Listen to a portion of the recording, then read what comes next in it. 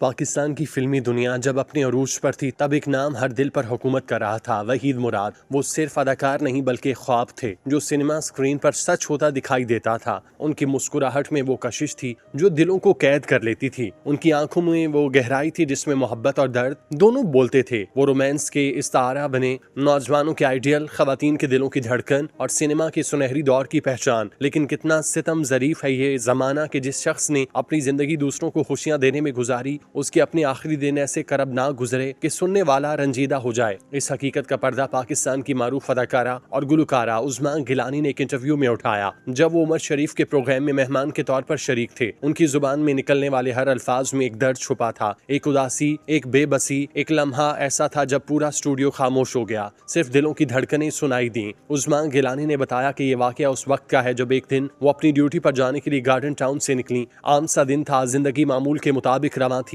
सड़कों पर हल्की ट्रैफिक थी, धूप नरम थी। वो अपनी गाड़ी चला रही थी कि अचानक उन्हें खबर मिली। एक दोस्त ने बताया कि फिल्मी दुनिया के लेजेंड वहीद मुराद का एक्सीडेंट हुआ है और वो सर्विसेज अस्पताल में जेरे इलाज हैं। ये सुनते ही उनके दिल की धड़कन तेज हो गई। उनके जहन में फौरन माजी की तस्वीरें उभर आईं। वो फिल्में, वो गाने, वो दिन जब वहीद मुराद स्क्रीन पर चमकते थे। एक लम्हे के लिए उन्होंने गाड़ी रोकी और खुद से कहा, क्यों ना जाकर देखा जाए, हाल पूछा जाए, शायद मेरा जाना उनके दिल को कुछ सुकून दे दे। उन्होंने जल्दी से खूबसूरत गुलदस्ता खरीदा जिसमें सफेद चंबेली और लाल गुलाब के फूल थे। खुलूस और मोहब्बत की अलामत। उनके दिल में एहतराम और अफसोस के मिले जुले जज्बात थे। वो सोच रही थी कि वहीद मुराद जैसे अजीम फनकार के लिए यकीनन अस्पताल में खुसूसी इंतजामात होंगे, उनके लिए प्राइवेट रूम होगा, बेहतरीन डॉक्टर्स तैनात होंगे, क्योंकि वो सिर्फ अदाकार नहीं, एक कौमी असासा थे। लेकिन जब वो सर्विसेज अस्पताल पहुंची और वार्ड के अंदर दाखिल हुई तो जो मंजर उनके सामने आया वो उनकी जिंदगी का सबसे दर्दनाक लम्हा बन गया। वो बताती हैं कि उनकी आंखें जैसे एक लम्हे के लिए पथरा गईं। वहीद मुराद जिन्हें लाखों लोग न्योता की तरह चाहते थे, आज एक आम जनरल वार्ड के कोने में पड़े थे।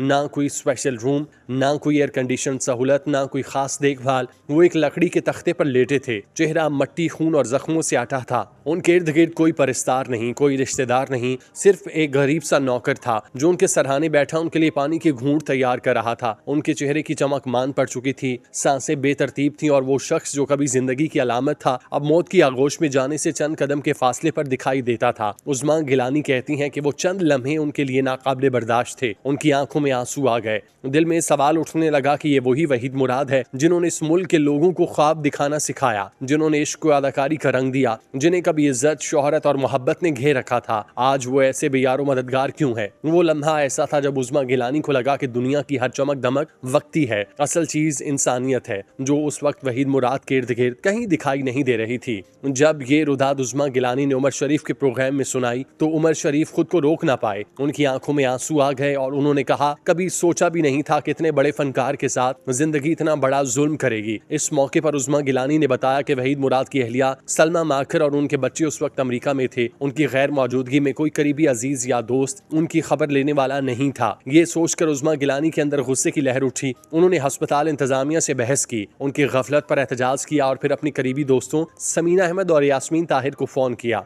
तीनों खवातीन ने मिलकर वहीद मुराद को वहां से रहमान क्लिनिक मुंतकिल कराया ताकि वो इलाज और तवज्जो मिल सके जिसके वो हकदार हैं। उनके इस इकदाम में इंसानियत बोल रही थी। एक फनकारा का दूसरे फनकार के लिए दर्द बोल रहा था। कुछ दिन बाद जब वहीद मुराद सेहतयाब होकर उनसे मिलने आए तो वो एक बदले हुए इंसान बन चुके थे। वो खामोश, संजीदा और अंदर से टूटे लग रहे थे। उनकी गुफ्तगू में मायूसी, चेहरे पर अफसुर्दगी और निगाहों में अजीब सा खालीपन था। वो बात करते करते अक्सर रुक जाते, जैसे कोई बोझ उनके दिल पर हो जो बयान से बाहर हो। उस्मा गिलानी कहती हैं कि वो लम्हा उनके लिए नाकाबिले फरामोश था क्योंकि उन्हें महसूस हुआ कि ये इंसान शदीद डिप्रेशन में मुब्तला है। ये वाकया उनकी मौत से सिर्फ चंद माह पहले का है और जब वो इस मुलाकात को याद करती हैं तो उनके दिल में वही दर्द ताज़ा हो जाता है, वही मंजर आंखों के सामने आ जाता है। एक अजीम फनकार जो जिंदगी की तलखियों में तन्हा रह गया। उस्मा गिलानी ने कहा कि ये कहना गलत ना होगा कि वहीद मुराद ने अपनी जिंदगी का आखिरी हिस्सा शदीद अजियत और कसम पुरसी के आलम में गुजारा। उनके पास दौलत जरूर थी लेकिन शायद सुकून नहीं, रिश्तेदार थे मगर अपनाहियत नहीं, शोहरत थी मगर दिल का चैन नहीं। उनकी जिंदगी के आखिरी दिन गुमनामी, तन्हाई और अंदरूनी टूट फूट की दास्तान बन गए।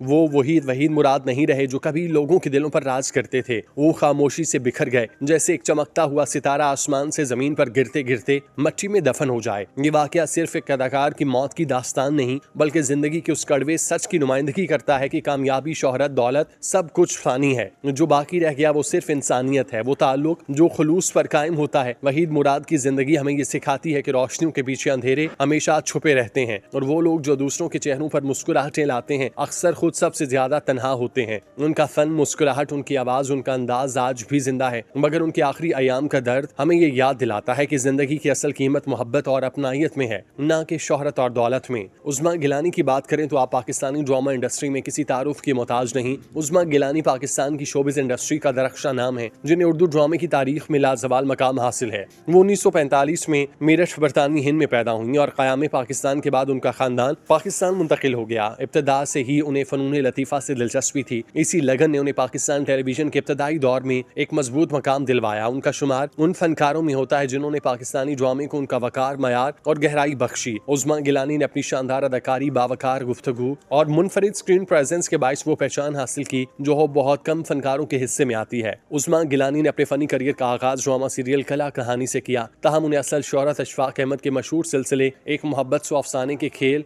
नरिंदबान इरफान से मिली, जिसमें उनकी अदाकारी को बेहद सराहा गया और उन्हें बेहतरीन अदाकारा का एजाज भी मिला। 1970 और 80 की दिहाई में वो पाकिस्तान टेलीविजन का मजबूत सुतून बनकर सामने आई। उनके मशहूर तरीन ड्रामों में वारिस, दहलीज, पनाह और अफशां जैसे क्लासिकल ड्रामे शामिल हैं। वारिस में उनका किरदार आज भी पाकिस्तान टेलीविजन की तारीख के यादगार किरदारों में शुमार किया जाता है। उनके किरदार उमूमन मजबूत, खुद मुख्तार और बासर खवातीन के रूप में नजर आते थे, जिन्होंने पाकिस्तानी मुआशरे में औरत की ताकत और वकार का नया तस्वुर पैदा किया। उनके फनी सफर में कई दिहाइयों पर मुहीत कामयाबियां शामिल हैं। उस्मा गिलानी को हुकूमत पाकिस्तान की जानिब से प्राइड ऑफ परफॉर्मेंस के एजाज से भी नवाजा गया, जो उनकी फनी खिदमात का भरपूर एतराफ है। वो न सिर्फ टेलीविजन बल्कि थिएटर और स्टेज से भी वाबस्ता रहीं और जहाँ भी गईं अपनी बेमिसाल फनकारी के जौहर दिखाए। अपनी जिंदगी के एक मरहले पर वो कैंसर के मर्ज में मुब्तला हुई, लेकिन उनकी हिम्मत, हौसले और जिंदगी से मोहब्बत ने उन्हें दोबारा फनी दुनिया में वापस लाया। इस मुश्किल वक्त में भी उन्होंने खुद को मुस्बत सोच और जज्बे के साथ संभाला और बाद अज़ा मुख्तलिफ प्लेटफॉर्म्स पर कैंसर आगाही के हवाले से सरगर्म रहीं।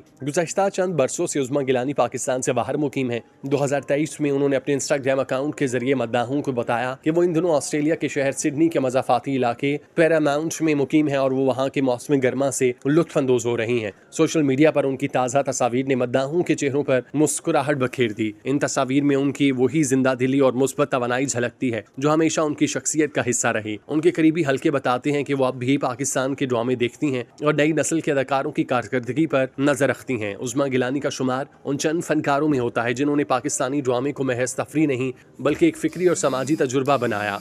वो महज अदाकारा नहीं बल्कि एक इदारा है जिन्होंने फ़न के जरिए औरत के वकार, माशरती हक़ाइक़ और इंसानी जज्बात की वुसअतों को निहायत बारीक बीनी से पेश किया। आज भी अगर पाकिस्तानी ड्रामे की तारीख लिखी जाए तो उस्मा गिलानी का नाम उसके सुनहरी अब्वाब में नुमाया रहेगा। उनकी ज़िंदगी, उनका फ़न और जिदोजहद नई नस्ल के लिए रोशन मिसाल है। उस्मा गिलानी ने वहीद मुराद के हवाले से जो रुदात बयान की वो सिर्फ एक याद नहीं बल्कि एक अक्कासी है उस मुआशरे की जहाँ फ़नकार अपनी ज़िंदगी का बड़ा हिस्सा लोगों के चेहरों पर मुस्कुराहटें बखेरने में गुजारता है, मगर जब उस पर मुश्किल वक्त आता है तो वो अक्सर तन्हाई का शिकार हो जाता है। उस्मा गिलानी ने अपने बयान के जरिए वाज़े किया वहीद मुराद जैसे बाकमाल और वजीह फनकार जिन्होंने पाकिस्तानी सिनेमा को अपनी शख्सियत और अदाकारी की एक नई जहत दी, किस तरह वक्त और हालात की सितम ज़रीफी का शिकार हुए। उनकी बातों में गहरा दुख, एहसास महरूमी, साथ ही इंसानियत का दर्द नुमाया था। उस्मा गिलानी ने इस वाक़े को महज एक दास्तान के तौर पर नहीं बल्कि एक सबक के तौर पर पेश किया कि शोहरत और इज्जत वक्ती चीज़ें हैं, मगर इंसानियत और हमदर्दी वो कदरें हैं जो वक्त के साथ मान नहीं पड़ती। वहीद मुराद की जिंदगी एक फिल्मी ख्वाब की मानिद है जिसमें रोशनी, शोहरत और चाहत सब कुछ था, मगर इख्तिताम एक तल्ख हकीकत के तौर पर सामने आया। उस्मा गिलानी ने अपने तासुरात में इस हकीकत को बेहद दर्दमंदी के साथ बयान किया कि जिस फनकार ने लाखों दिल जीते वही अपनी जिंदगी के आखिरी अयाम में तन्हाई, महरूमी और गम के अंधेरों में डूब गया। ये बयान न सिर्फ वहीद मुराद के लिए खिराज अकीदत है बल्कि इज्तिमाई रवैये पर एक सवाल भी उठाता है कि हम फनकारों को जिंदा रहते हुए क्यों भूल जाते हैं। उस्मा गिलानी की बातों से झलकता है कि वो एहसास दिल रखने वाली इंसान है जिनके लिए फन सिर्फ अदाकारी नहीं बल्कि इंसानियत की खिदमत है। हम दुआगो हैं कि अल्लाह रब्बुल इज़्ज़त वहीद मुराद को जन्नतुल फिरदौस में आला मकाम अता फरमाए। आमीन।